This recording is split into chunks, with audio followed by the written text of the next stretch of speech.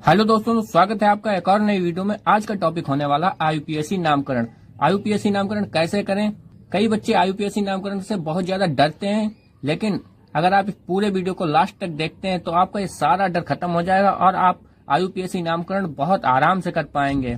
क्योंकि आईयूपीएससी नामकरण आपका 9, 10, 12, 11 सब में आता है और ये बीएससी तक में आपका पीछा नहीं छोड़ता। तो बने रहिए वीडियो के साथ, और अगर आप इस चैनल पर नए हैं चैनल को सब्सक्राइब और वीडियो को लाइक कर लीजिए। तो चलिए शुरू करते हैं। तो सबसे पहले आता है आपके आईयूपीएससी की फुल फॉर्म। आईयूपीएससी की फुल फॉर्म आपकी विकल्प में जरूर पूछी जाती है। तो इसकी फुल फॉर्म होती है international union pure and applied by chemistry.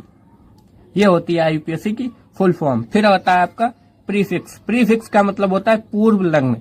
अब पूर्व लग्न को कैसे समझते हैं, जैसे मान लीजिए किसी का नाम है प्रवीण यादव, तो प्रवीण के आगे जब उसे कहीं मंच पे बुलाया जाएगा तो उसके आगे लगाया जाएगा श्री प्रवीण यादव। तो जो श्री लगा है उसे कहते हैं पूर्व लग्न, मतलब जो पहले लगा है। फिर आता है सफिक्स। सफिक्स मतलब होता है अनुलग्न, मतलब जो बाद में लगा होता है। जैसे यादव जो उनके नाम के लास्ट में लगा है उसे कहेंगे अनुलग्न। ठीक है।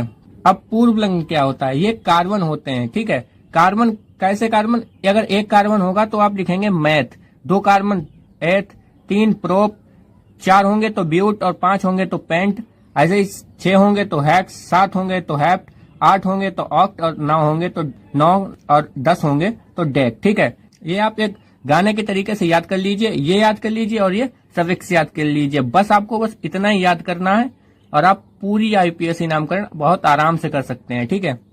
कैसे याद करना है, जैसे meth, eth, prop, but, pent, hex, hept, oct और नॉन डेक। कितना आसान है। और ये इसमें क्या है, एन, इन और आइन, एन, इन और आइन, एन, इन और आइन। वैसे इसको meth, eth, prop, but, pent, hex, hept, oct, non dec कितने आराम से याद है। ठीक है।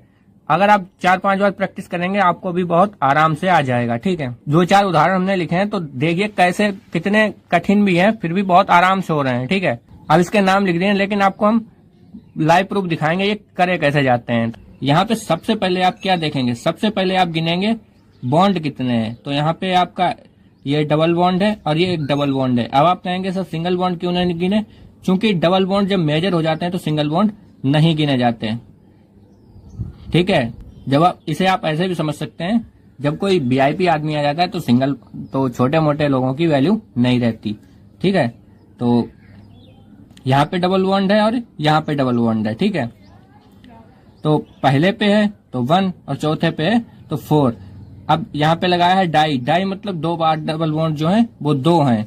अगर यहाँ पे 3 होते तो लगाते ट्राई। ठीक है। तो यहाँ पे 2 हैं तो डाई। अब कितने कार्बन है, 6 कार्बन है, गिन लो 1, 2, 3, 4, 5, 6। ये सी वाला कार्बन माना जाता है, याद रखना। तो 6 के लिए क्या लगाते हैं, हैक्स लगाते हैं, यहाँ पे लिखा है हैक्स। और डबल बॉन्ड के लिए क्या लगाते हैं, इन लगाते हैं, ये लिखा है इन। ठीक है। तो हो गया आपका हेक्सीन। फिर आते हैं दूसरे उदाहरण पर। यहाँ पे आपने देखा यहाँ पे 3 बॉन्ड है, मतलब यहाँ पे आपने देखा ये ट्रिपल बॉन्ड है और ये डबल बॉन्ड है। तो सबसे पहले ट्रिपल बॉन्ड को यहाँ पे लिखेंगे 1 आइन, क्योंकि ट्रिपल बॉन्ड के लिखा जाता है आइन। और शुरुआत उधर से ही की जाती है जिधर जो बड़ा बॉन्ड है वो नजदीक होता है। यहाँ पे ट्रिपल बॉन्ड नजदीक था तो इसीलिए यहाँ से शुरुआत की गई।